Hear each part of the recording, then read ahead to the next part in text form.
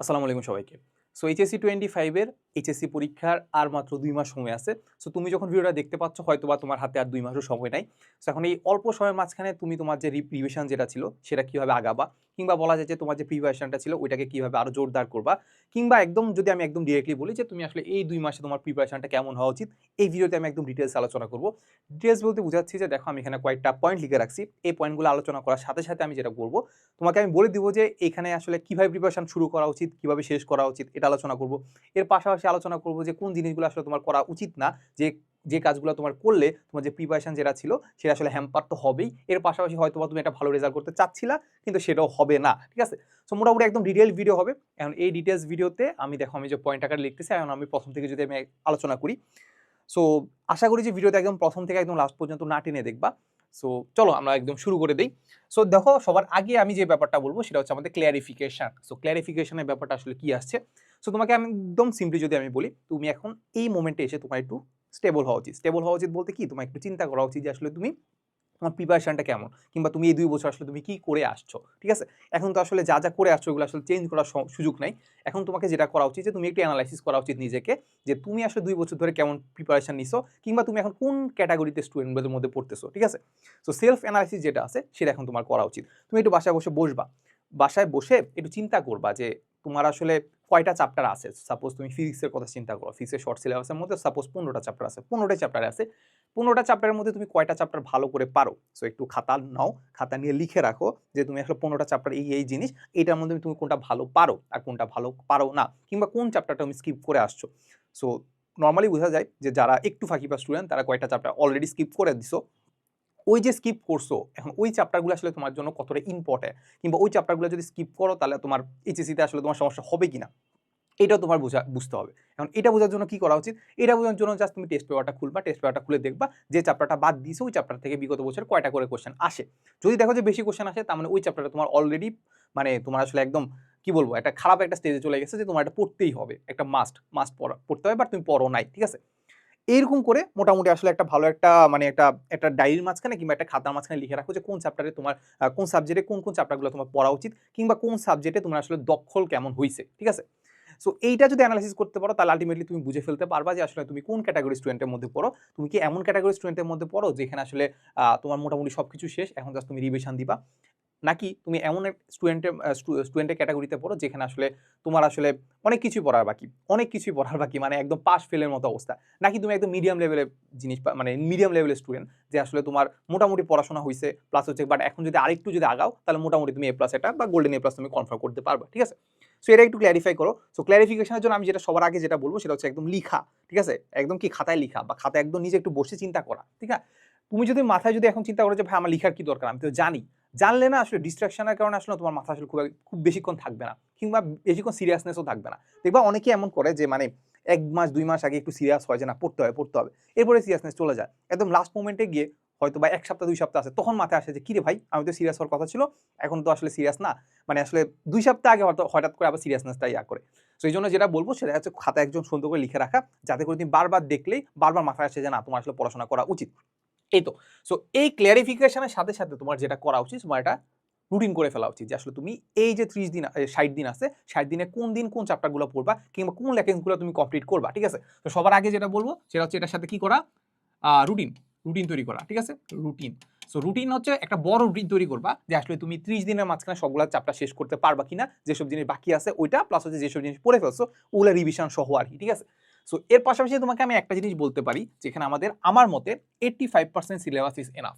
মানে আসলে তোমার তো মানে এক তো শর্ট সিলেবাসের মাঝখানে তোমার 100% সবকিছু আসলে পড়া দরকার লাগে না। সত্য কথা, এই ক্লাসের জন্য তোমার 100% পড়া লাগে না।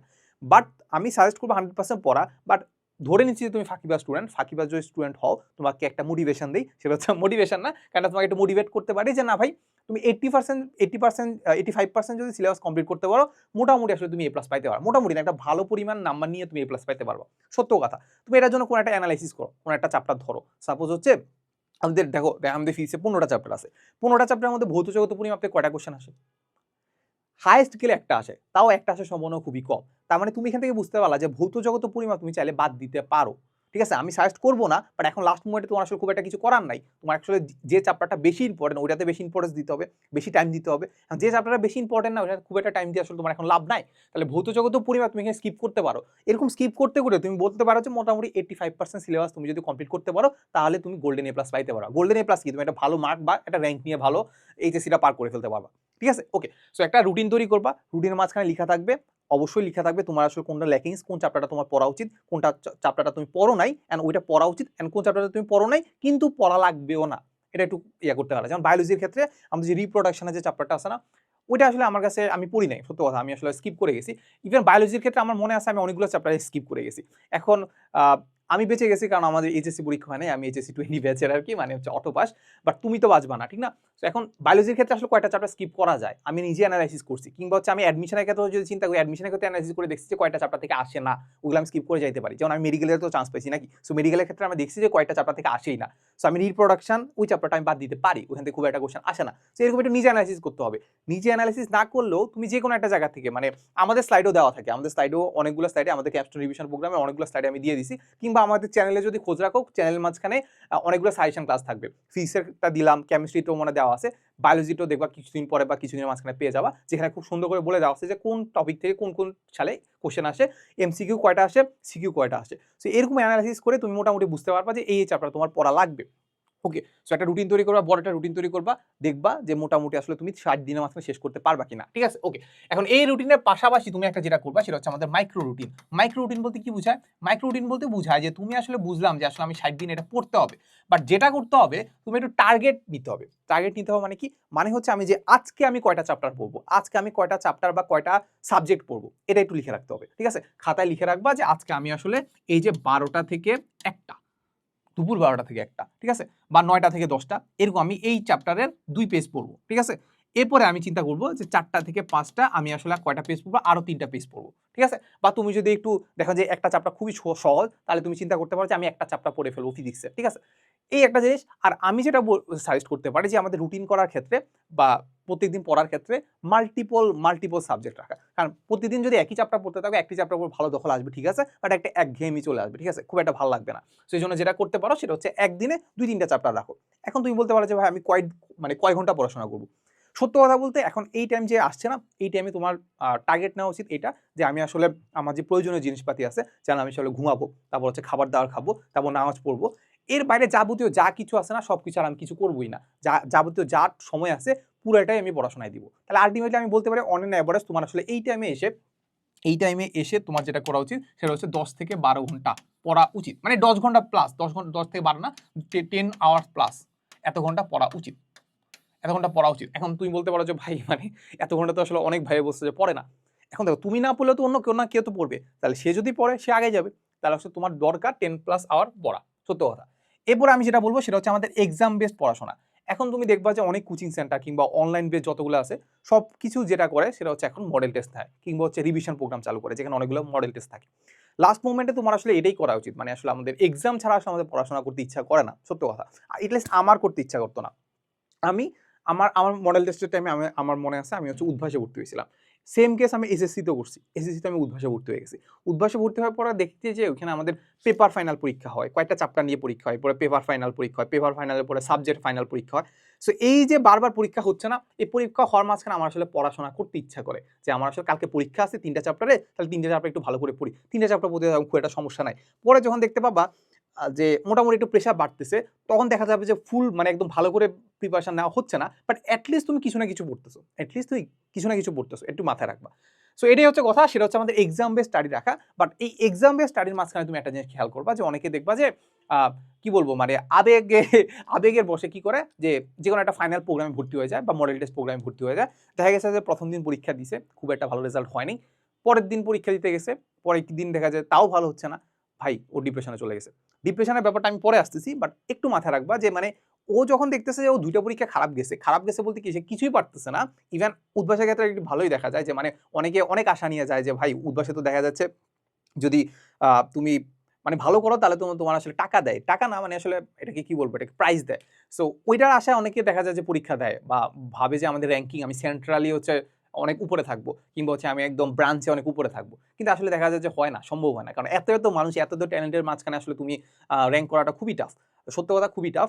সো যেটা হচ্ছে যে মানে প্রথম প্রথম মানুষ খুব আশা নিয়ে যায়, বাট দেখে যে আসলে মানে রেজাল্ট ভালো হয় না।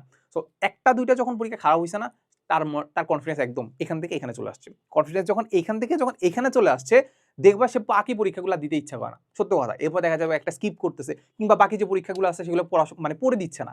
এখন যখন পড়ে দিচ্ছে না, তখন আসলে তার আলটিমেটলি আসলে ফাইনাল প্রোগ্রাম বা ফাইনাল ডিভিশন প্রোগ্রাম বা মডেল টেস্টে ভর্তি আদৌ কোনো লাভ আছে? আদৌ কোনো লাভ নাই। তো এখানে আমি যেটা সাজেস্ট করতে পারি, যে দেখা যাচ্ছে যে মানে একটা পরীক্ষার পরে একটা পরীক্ষা, একটা পরীক্ষার পরে একটা পরীক্ষা, গ্যাপ পাওয়াই যায় না প্রায়। এখন এই একটা পরীক্ষার পর একটা পরীক্ষা পাওয়া যায় না, তোমার প্রত্যেকদিন দেখা যাচ্ছে যে তোমার 20%, 10% বা 30% তুমি সিলেবাস শেষ করে পরীক্ষা দিচ্ছ, তোমার সেই লাভের লাভ কিছুই হচ্ছে না। আগে যে পরীক্ষাটাতে খারাপ করছো, ওইটার যে প্রশ্নগুলো দেখবা বা উত্তরগুলো দেখবা, ওইটারও সময় নাই। তাহলে তুমি যেটা করতে পারো সেটা হচ্ছে একদিন পরীক্ষা দিলা, একদিন পরীক্ষা দিলা না, একদিন পরীক্ষা দিলা, একদিন পরীক্ষা দিলা না, মানে তুমি যেদিন পরীক্ষা দিছো মাথায় রাখবা ওই দিন যাতে তুমি ভালো করে প্রিপারেশন নিয়ে পরীক্ষা দাও। সত্য কথা, ভালো করে প্রিপারেশন, মানে ভালো করে প্রিপারেশনের তো আসলে কোনো সংজ্ঞা নাই বা ডেফিনেশন নাই, বাট তুমি মাথায় রাখবা যে তুমি যাতে 80% সিলেবাস শেষ করো। 3টা চ্যাপ্টার থাকলে 3টা চ্যাপ্টারের মাঝখানে 2.5টা চ্যাপ্টার যাতে তুমি ভালো করে শেষ করো, না হলে আলটিমেটলি আসলে পরীক্ষা দিয়ে আসলে লাভ নাই কোনো, ঠিক না? তো এটা হচ্ছে কথা, সেটা হচ্ছে এক্সাম বেসড স্টাডিতে রাখা। এক্সাম বেসড স্টাডি হচ্ছে তুমি নিজেও বাসা পরীক্ষা দিতে পারো, নিজে হচ্ছে মডেল টেস্ট দিতে পারো, যে কোনো ধরনের অনলাইন বেসড এমসিকিউ দাও, সমস্যা তো নাই। এমসিকিউ দিলা তাহলে অ্যাটলিস্ট তোমার একটু কনফিডেন্স ভালো যে আমি যে চ্যাপ্টারটা পড়লাম বা টেস্ট পেপারটা সলভ করলাম, ওইটা থেকে যে যেসব কোশ্চেন আসছে ওইটা আমি সলভ করতে পারতেছি, তাহলে মোটামুটি বলা যায় যে এইচএসসি তো আমি পারার কথা। কনফিডেন্সটা গ্রো করতেছে। কনফিডেন্স যখন গ্রো করতেছে, আলটিমেটলি আসলে তুমি আসলে তোমার যে মানে যে ডোপামিন রাশটা হচ্ছে যে না আসলে আমি পারবো, ঠিক না? এই তো। এরপর আমি যেটা বলবো সেটা হচ্ছে আমাদের যত বেশি লিখে প্র্যাকটিস করা। এই টাইমটাতে এসে ভাই বেশি বেশি লিখতে হবে, বেশি বেশি লিখতে হবে। যত বেশি লিখবা তত তোমার জিনিসগুলো আসলে মাথায় থাকবে। এখন আমরা চিন্তা করতে পারি ফিজিক্স আছে, কেমিস্ট্রি আছে, ম্যাথ আছে, এর পাশাপাশি আরো কি আছে? বাংলা আছে, বাংলা ফার্স্ট পেপার আছে, সেকেন্ড পেপার আছে, ইংলিশ আছে। সবগুলোতেই তোমার লিখতে হবে, সবগুলোতে লিখতে হবে না? ফার্স্ট পেপারে কি করতে হবে? সৃজনশীল লিখতে হবে না? এই যে লেখাগুলো আছে না, এগুলো খুবই ইম্পর্টেন্ট, বোর্ডের ক্ষেত্রে কিন্তু খুবই ইম্পর্টেন্ট। কারণ দেখো আমরা যদি অ্যাডমিশনের কথা বলি, কিংবা যখন আমরা ক্লাস করাই, তখন আসলে আমরা ধরো আমাদের একটা ম্যাথ আসছে F is equal to M A, যখন একটা ম্যাথ আসছে F is equal to M A, তখন আমি তোমাকে বলে দিলাম দেখো এখানে আমাদের ভর দেওয়া আছে, ভর হচ্ছে আমাদের এম দেওয়া আছে, অ্যাক্সিলারেশন দেওয়া আছে এ, তাহলে ভর দেওয়া আছে আমাদের 2 কেজি, ধরো এ দেওয়া আছে আমাদের 1 মিটার পার সেকেন্ড স্কয়ার, ঠিক আছে? তাহলে এটা দেওয়া আছে, তাহলে আমাদের এফ ইজ ইকুয়াল টু আমাদের এফ ইজ ইকুয়াল টু কত পাচ্ছি আমরা? 2 নিউটন, তাই না? এতটুকু করলে তোমার কি মনে হয় তোমাকে 3 দিবে? দিতেও পারে, বাট এটার সম্ভাবনা আমার কাছে যেটা পার্সোনালি মনে হয় কম। তোমাকে 2 দিবে। 2 দিবে কেন? কারণ তোমার বোর্ড পরীক্ষা ভাই, তোমাকে একটু ডিসক্রিপটিভলি লিখতে হবে। মানে একটু সুন্দর করে বর্ণনামূলক লিখতে হবে যে ভাই দেখো আমাদের এইটা ছিল হচ্ছে আমাদের সেই ভরটা, বস্তুর ভরটা, আর এইটা ছিল আমাদের হচ্ছে ত্বরণ। তাহলে আলটিমেটলি আমাদের যে বল যেটা আছে, ওই বলটা হচ্ছে আমাদের F = 2 নিউটন। কারণ দেখো তোমার একটা সৃজনশীলের জন্য ফিজিক্সের ক্ষেত্রে তোমাকে 30 মানে আধা ঘন্টা টাইম দিচ্ছে, 30 মিনিট টাইম দিচ্ছে। এটা করতে তোমার কয় মিনিট লাগবে ভাই? 2-3 মিনিট লাগবে। তো মোটামুটি তোমার সৃজনশীল শেষ করতে মাত্র মানে 10 মিনিট লাগবে, 10 মিনিটও লাগবে না। তাহলে আলটিমেটলি তোমাকে টাইম দিচ্ছে কেন ভাই? মানে তুমি যখন লিখছো না, অন্য কেউ তো লিখতেছে, অন্য কেউ তো এরকম ভর মানে এটা তো সিম্পলি লিখলাম। অনেকে কি করবে, লাল কালি নীল কালি দিয়ে লিখবে ভাই। মানে লাল কালি তো লেখা না যায় না, নীল কালি দিয়ে লিখবে। মেয়েরা তো আরো ডিজাইনও করে। সো ওই যে ডিজাইন করতেছে, ওকে কি মানে স্যার কি একটুও তো দয়া করবে নাকি? মানে ও তো একটু বেশি এফোর্ট দিছে নাকি? বেশি এফোর্ট দিলে বেশি নাম্বার পাওয়া উচিত না? তাহলে ওকে যদি বেশি নাম্বার দিতে হয়, তাহলে 3 এর বেশি তো দেওয়া যাবে না। একটা মার্কসে 3 এর বেশি তো দেওয়া যাবে না। তো ওকে 3 দিবে, তোমাকে দেখা যায় একটু কমাই দিবে। তোরা 2.5 দিল, 2.5ও দিবে না, হয়তো 2 দিবে, ঠিক না? তো এখন তুমি বলতে পারো যে ভাই এটা তো আনফেয়ার হইলো। আনফেয়ার তো হয় নাই ভাই, ও তো এফোর্ট দিছে, ও বেশি লিখছে বা সুন্দর করে লিখছে, জিনিসটা সুন্দর করে রিপ্রেজেন্ট করছে, ওকে বেশি নাম্বার দিবে না? তুমি রিপ্রেজেন্ট করো নাই, তুমি এমন ভাবে লিখছো যেটা লিখাও তোমার, এটা তো লিখছো এম এম এ লিখছো, তোমার লিখাও বোঝা যায় না। স্যার এত কষ্ট করে দেখবে, স্যার যেহেতু এত কষ্ট করছে তোমাকে নাম্বারটা একটু কম দিবে। সো এটা আসলে আমাদের খুব বেশি কিছু করার নাই। এখন যেটা আমাকে করতে হবে সেটা হচ্ছে আমাদের বেশি বেশি লিখতে হবে, লিখে লিখে প্র্যাকটিস করতে হবে যে কোনো একটা চ্যাপ্টারের কোনো একটা সাবজেক্টের সৃজনশীলগুলো কিভাবে লিখতে হয়, কিংবা সৃজনশীল বাদ দিলাম একটা ম্যাথ কিভাবে করতে হয়, কিংবা লেখাগুলো কিভাবে লিখতে হয়, কিভাবে সুন্দর করতে হয়, খাতাটা কিভাবে সুন্দর করতে হয়। এমনও আছে যে তুমি একটা ম্যাথ পারো না, তুমি একটা ভুংভাং করে দিয়ে আসছো পার্সিয়ালের জন্য, বাট তোমার হাতের লেখা এত সুন্দর, এটার কারণে তোমাকে আসলে পার্সিয়াল অনেক বেশি নাম্বার দিবে। তোর কোনো একটা ম্যাথ পুরাই ভুল গেছে, তোমাকে 3-2 দিয়ে দিতে পারে, 3-2 বোর্ডে দিতে পারে, 3-2 দিতে পারে। এবার আমাদের ক্ষেত্রে এমন হয় যে মানে আমাদের ধরো আমাদের হচ্ছে ল্যাব রিপোর্ট লিখতে হয় না? সো ল্যাব রিপোর্টে ধরো একজন ল্যাব রিপোর্ট করলো, বাকিরা সবাই কপি করতেছে, ঠিক আছে? এখন যে লিখছে সে কিন্তু আসলে এত কিছু মাথায় রাখে নাই, সে লিখে ফেলছে, সে একদম মানে পারফেক্ট মানে একদম আনসারটা ঠিক আছে, ও একদম ঠিকভাবে করার জন্য অনেক মাথা ঘামায় 2-3 লাগে একটা ল্যাব রিপোর্ট লিখছে। আরেকজন কি করছে ফাঁকিবাজ, সে কি করছে ওটা কপি করে দিছে, এন্ড কপি এমন ভাবে করছে ওর হাতের লেখা এত সুন্দর, মনে হয় টাইপ করছে। স্যার কি ভাববে? স্যার কিছু ভাবুক আর না ভাবুক, যে সুন্দর করে লিখছে তাকে কিন্তু বেশি মার্কস দিবে। সো দেখা যাচ্ছে এটাই যে আসলে সে যে বেশি এফোর্ট দিছে ওর চেয়েও বেশি যে আসলে সুন্দর করে রিপ্রেজেন্ট করছে তাকে বেশি নাম্বার দিছে, ঠিক আছে? এই তো কথা। তাহলে এটা আমাদের জাস্টিফাই করার আসলে খুব একটা সুযোগ নাই। সো মাথায় রাখবা যে আমাদের লাস্ট মোমেন্টে একটু আমাদের যে খাতার যে প্রেজেন্টেশনটা ওটা কিন্তু একটু ভালো করতে হবে। সো ওটার জন্য কি করতে হবে, বেশি বেশি করে কি করতে হবে, নিজের ইচ্ছা হাতে হাতে লিখতে হবে। এখন হাতে লেখার ক্ষেত্রে আমি যেটা সাজেস্ট করতে পারি, যেটা বললাম যে একটা টেমপ্লেট রাখা, যে ভাই বড় ভাইরা যেভাবে লিখে, কিংবা হচ্ছে যে তোমাদের কলেজের যে ফার্স্ট বয় আছে সে কিভাবে লেখে ওটা একটু দেখবা, দেখে হচ্ছে নিজে একটু লিখবা। কিংবা হচ্ছে তোমাদের টেস্ট পেপারে তো সুন্দর করে দেওয়া থাকে, সো ওখানে কিভাবে দেওয়া আছে, কোন একটা জিনিসের সাপোজ কোন একটা জিনিসের তুমি একটা ম্যাথ করলাম, ম্যাথের পর লাস্টে দিয়ে কিন্তু ছোট একটা জিনিস লিখতে হয় বা একটা প্যারা লিখতে হয়, ওই প্যারাটা কিভাবে লিখতে হয় ওটা একটু দেখবা। কিংবা কখগুলা কিভাবে লিখতে হয় ওগুলো একটু দেখবা, লিখে হচ্ছে নিজে নিজে একটু লিখে প্র্যাকটিস করবা। হয়তোবা ধরো প্রতিদিন আসলে এরকম পরীক্ষা দেওয়ার আসলে সুযোগ থাকবে না। তো দেখা যাবে যে তুমি সাপোজ তুমি এক সপ্তাহে একটা পরীক্ষা দিলা, এক সপ্তাহে 2টা 3টা পরীক্ষা দিলা, খুব বেশি তো না, এক সপ্তাহে 2টা 3টা পরীক্ষা দেওয়া আসলে খুব একটা কষ্টের কিছু না, ঠিক আছে? সো একটু পরীক্ষা দিবা, পরীক্ষা বলতে এমন পরীক্ষা যে এরকম ভাবে লিখবা না, বড় করে লিখবা, ঠিক আছে? মানে 7টা সৃজনশীল তুমি টাইম ধরে ধরে লিখবা, ঠিক আছে? এই তো। এরপরে আমি যেটা বলবো সেটা হচ্ছে আমাদের ডিপ্রেশনের ব্যাপারটা চলে আসে, ঠিক আছে? আচ্ছা, এখন ডিপ্রেশনের ব্যাপারটা আসলে এইটা আসে, মানে আসলে আমরা ডিফারেন্ট স্টুডেন্টের জন্য ডিফারেন্ট ভাবে আসতে পারে। আমি যদি একদম বলি সামনের সারির স্টুডেন্টের কথা বলি, তাদের ডিপ্রেশন আসে যে ভাই মানে আমি 98 পাইছি, 100তে 98 পাইছি, আমি বাসায় পরীক্ষা দিচ্ছি 98 পাচ্ছি। কিংবা আমি কোনো একটা ধরো আমি 10টা চ্যাপ্টার আছে, 10টা চ্যাপ্টারের মধ্যে 9টা চ্যাপ্টার খুব ভালো করে পারি, একটা চ্যাপ্টার খুব একটা ভালো পারি না। সো তার ডিপ্রেশন এমন হইতে পারে। আর আরেকজন স্টুডেন্ট আছে যে সে আসলে মানে একটা চ্যাপ্টারই পারে, বাকি 9টা চ্যাপ্টার পারে না, ওইটাও তার ডিপ্রেশন হইতে পারে। কিংবা আরেকজন আছে যে সে হাফ পারে, ধরো 50% পারে, 50% পারে না, এটাও তার ডিপ্রেশন হইতে পারে, ঠিক আছে? এখন লাস্ট মোমেন্টে আমাদের যেটা হয় যে মানে আসলে আমরা কি করি, আমরা ধরো মনে হচ্ছে যে আমি আজকে পড়াশোনা করব, পড়াশোনার ক্ষেত্রে ধরো আমি আজকে আমরা হচ্ছে টার্গেট নিলাম যে আমি 2টা চ্যাপ্টার পড়বো। এখন 2টা চ্যাপ্টার পড়ার কারণে মানে 2টা চ্যাপ্টার নেওয়ার কারণে আমি একটু বেশি টার্গেট নিয়ে ফেলছি। এজন্য দেখা গেছে যে হয়তো আমি একটা চ্যাপ্টার শেষ করছি। এখন ওই একটা চ্যাপ্টার কেন শেষ করলাম? আরেকটা চ্যাপ্টার এখন আমি কোথায়, আমি একটা রুটিন তৈরি করে ফেলছি। এখন এই যে রুটিন তৈরি করলাম, আরেকটা চ্যাপ্টার আমি কোথায় ফিট করব? এটা চিন্তা করতে করতে আরেকটা চ্যাপ্টার কেন পড়া হচ্ছে না, কিংবা আমার এই একটা চ্যাপ্টারই কেন পড়া হচ্ছে না, এটা চিন্তা করতে করতে পরের দিনও পড়া হচ্ছে না। পরের দিন পড়া হচ্ছে না। এখন আমার কেন পড়া হচ্ছে না এটারও চিন্তা করতে করতে আরো পড়া হচ্ছে না। কেন এটা লুপের মধ্যে পড়তেছি। এখন এই যে একটা লুপের মধ্যে পড়তেছি না, এটার কারণেই বলা যায় যে আমাদের ডিপ্রেশন চলে আসছে যে আমি 4-5 দিন ধরে ভাই কিছুই পড়ি নাই। 4-5 দিন ধরে ভাই কিছুই পড়ি নাই। সত্য কথা। এখন 4-5 দিন ধরে কিছু না পড়ার জন্য তুমি যেটা করতে পারো যে ভাই আমি একদিন একটু রেস্ট নিব। একদিন তুমি কি করতে পারো, রেস্ট নিতে পারো যে আমি একদম মাথা থেকে সবকিছু ঝুরে ফেলবো। মানে একদম এখন তো আসলে আমাদের আইডি ডিএক্টিভেট করে ফেলা উচিত, ঠিক আছে? আইডি ডিএক্টিভেট করার ব্যাপারটা হচ্ছে এটা যে মানে এখন আমরা যে সময়টাতে আছি, এই জেনারেশনে আসলে আমাদের আইডি ডিএক্টিভেট করে রাখা আসলে খুবই টাফ। আমি নিজেই পারি না ভাই, আমার দম বন্ধ হয়ে যায়। সো এখন যেটা করতে পারো যে আইডি ডিএক্টিভেট করার রেগুলার যে প্র্যাকটিসটা সেটা বজায় রাখতে পারো। মানে কি করতে পারো? এখন তুমি আসলে কি করতেছো, তুমি আমার ভিডিও দেখতে পাচ্ছ, ইউটিউব থেকে দেখতে পাচ্ছ, কিংবা ধরো ফেসবুক থেকে দেখতে পাচ্ছ। দেখার পরে তুমি কি করবে, আইডিটা ডিএক্টিভেট করে ফেলবা। আইডিটা ডিএক্টিভেট করার পরে তুমি পড়তে বসবা। ওকে, পড়লা। 1 ঘন্টা পড়ার পরে মনে হচ্ছে না, দেখে আসি যে ভাই তো বলছিল এই কথা, ভাইয়েরটা তো বুঝলাম, এবার আমি একটু দেখে আসি না যে আমার আসলে ফ্রেন্ডরা আসলে কি করতেছে, কিংবা হচ্ছে আমার ফ্রেন্ডরা আইডি ডিএক্টিভেট করছে কিনা ওটা একটু দেখে আসি। গেলা। সো আইডি ডিএক্টিভেট করার পরে অ্যাক্টিভেট করতে গেলে আসলে কত প্যারা নিতে হয় বলতো? ভালো প্যারা নিতে হয় না? মানে এটলিস্ট তো মানে তুমি ধরো ফেসবুকও ডিলিট করে দিলা। তাহলে ফেসবুকটা কি করতে হবে? ইনস্টল করতে হবে।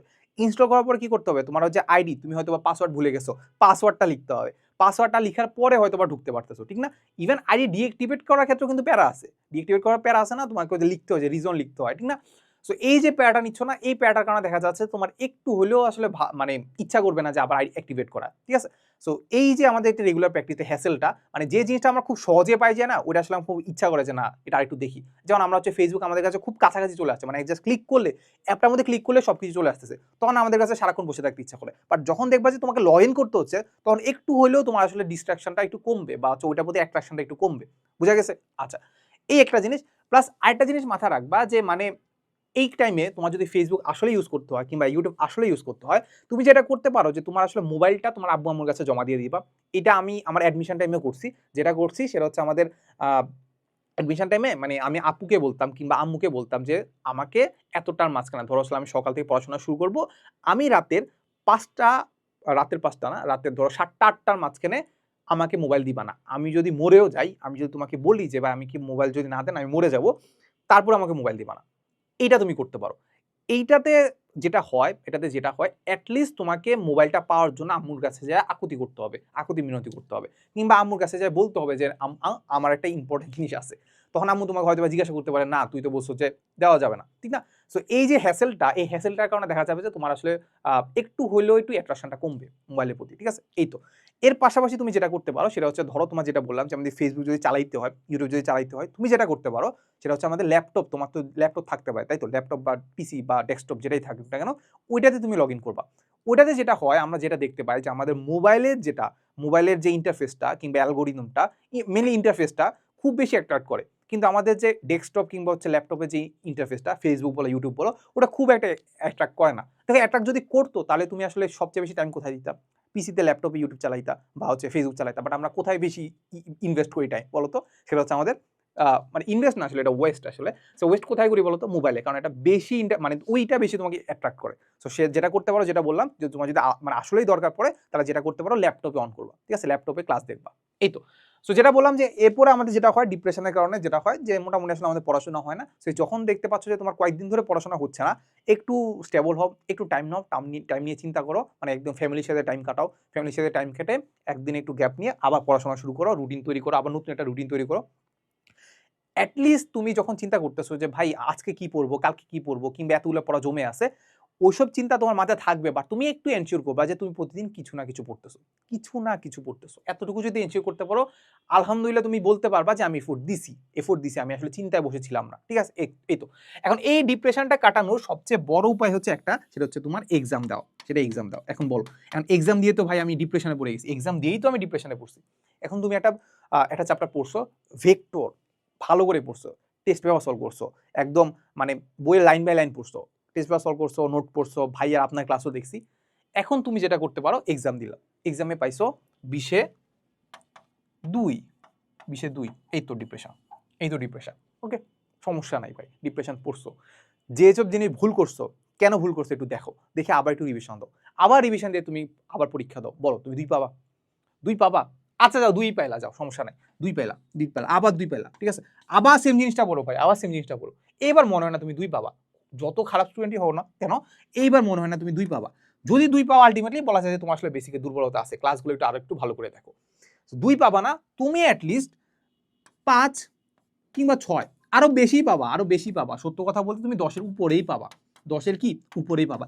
এই যে প্রোগ্রেসটা তুমি নিজে দেখতে পাচ্ছ না, ধরো একদম সেম কোশ্চেনই তুমি পরীক্ষা দিলা, অ্যাটলিস্ট তো পারতেছো নাকি? ওইসব কোশ্চেন তো আমাদের টেস্ট পেপারেই আছে, কিংবা বিগত বছরেই আসছে, প্রোগ্রেসটা দেখতে পাচ্ছ না? প্রোগ্রেসটা যখন দেখতে পাবা, তোমার ডিপ্রেশন আস্তে আস্তে কমতে থাকবে, তুমি অ্যাটলিস্ট বুঝতে পারবা যে না আসলে তুমি এইসব জিনিসগুলো চেষ্টা করলেই পারবা। তো যখন দেখতে পাচ্ছ যে কোনো একটা জিনিস তুমি চেষ্টা করলেই পারবা, চেষ্টা করতে করতে কি, তাহলে বাকি চ্যাপ্টারগুলো দেখো। এখন 10টা চ্যাপ্টার পড়াচ্ছে, 10টা চ্যাপ্টার একদম মানে না পারার মতো পড়াচ্ছে, 5টা চ্যাপ্টার ভালো করে পারা ভালো। 5টা চ্যাপ্টার থেকে 2টা-3টা সৃজনশীল আসতে পারে। এখন তুমি ওইভাবে সিলেক্ট করবা যেসব জিনিস আসলে বেশি আসে, যেসব চ্যাপ্টার থেকে একদম আসবে, মাস্ট আসবে, ওই চ্যাপ্টারগুলো ভালো করে পড়ো, বা ওই চ্যাপ্টারগুলো থেকে আসলে সিকিউ বা এমসিকিউ গুলো সলভ করার চেষ্টা করো। এখন ধরো আমি যেটা বললাম যে 85% তোমার সিলেবাস কভার করলেই ইনাফ। ধরো 10টা চ্যাপ্টারের মাঝখানে তুমি সাপোজ ধরো যেটা বললাম যে 8টা চ্যাপ্টার পারো, বাকি 2টা চ্যাপ্টার কি করবা জানো? বাকি 2টা চ্যাপ্টার জাস্ট এমসিকিউর জন্য পড়বা, যে ভাই আমি এমসিকিউতে যেসব কোশ্চেন আসে ওইসব জিনিসগুলো দেখে যাবো, টেস্ট পেপার থেকে দেখবো যে এমসিকিউতে কি ধরনের কোশ্চেন আসে, দরকার হলে আমি গিলে খেয়ে যাবো, মানে ঠিক আছে, বুঝছো? মানে জাস্ট মুখস্থ করে যাবো, আমি বুঝবো না কিছু, মুখস্থ করে যাবো, অ্যাটলিস্ট একটু টাচ করে যাও, ঠিক আছে? তোমার যদি প্রিপারেশন খুবই খারাপ থাকে, টাচ নাও করলে সমস্যা নাই, বাট অ্যাটলিস্ট তুমি এই 8টা যে চ্যাপ্টার আছে ভালো করে পড়ে যাও, ঠিক আছে? এটার জন্য তোমার যদি একদম পার্সোনাল টিউটর রাখা লাগে, পার্সোনাল টিউটর রাখো। যদি মনে হয় যে না ভাই আমি অনলাইন ক্লাস করে পারবো, অনলাইন ক্লাস করবো। যদি মনে হয় না অফলাইন ক্লাস করবা, অফলাইন ক্লাসও করতে পারো, বাট আমি এখানে যেটা সাজেস্ট করতে পারি যে অফলাইন ক্লাসটা আসলে এখানে আসলে খুব একটা ফিজিবল না, কারণ এখানে তোমার আসলে খুব অনেক টাইম ওয়েস্ট হবে। এই যে আমি বলতেছি না যে আমাদের 10 ঘন্টা তোমার পড়া উচিত, 10 ঘন্টা যদি তুমি পড়তে চাও, তাহলে আলটিমেটলি আসলে আমাদের তুমি 4-5 ঘন্টা কোথাও পড়তে যাই আসলে ওয়েস্ট করবা, কিংবা ইউটিলাইজই করলা না। 4-5 ঘন্টা যদি ওইখানেই চলে যায়, তাহলে আলটিমেটলি তুমি 10-12 ঘন্টা নিজে পড়তে পারবা না। এই 10-12 ঘন্টা কিন্তু তোমার নিজের পড়ার জন্য, 10-12 ঘন্টা যদি তুমি নিজে না পড়তে পারো, আলটিমেটলি আমাদের এই টাইমে আসলে খুব একটা ভালো রেজাল্ট করতে পারবা না। সো সব ধরনের স্টুডেন্টের কথাই বলি, আমাদের মোটামুটি আসলে এক্সাম দিতে হবে, নিজে বেশি বেশি লিখতে হবে, নিজে বেশি করে প্রিপারেশন নিতে হবে, খাতা যে প্রেজেন্টেশনটা আছে সেটা ঠিক রাখতে হবে। এর পাশাপাশি বলা যায় যে আর আর কারো কোনো যদি কোশ্চেন থাকে সেটা আমাদের কমেন্ট বক্সে জানাতে পারো, সেটা নিয়ে হয়তো আমি আলাদা কোনো ভিডিও বানাবো। আর এর পাশাপাশি একটা প্রমোশন করতে চাই, সেটা হচ্ছে আমাদের যে ক্যাপস্টোন রিভিশন প্রোগ্রাম আছে 25 এর, সেটাতে তুমি চাইলে ডেমো ক্লাসগুলো দেখতে পারো, এক্সাম দিতে পারো, এক্সাম দিয়ে তুমি একটু যাচাই করতে পারো যে এটা তোমার জন্য আসলে হেল্পফুল কিনা। যদি হেল্পফুল হয় বা মনে হয় তাহলে আসলে তুমি কি করতে পারো, তুমি আসলে এনরোল করে ফেলতে পারবা, ঠিক আছে? সো দেখা হবে নেক্সট কোনো ভিডিওতে। আসসালামু আলাইকুম সবাইকে।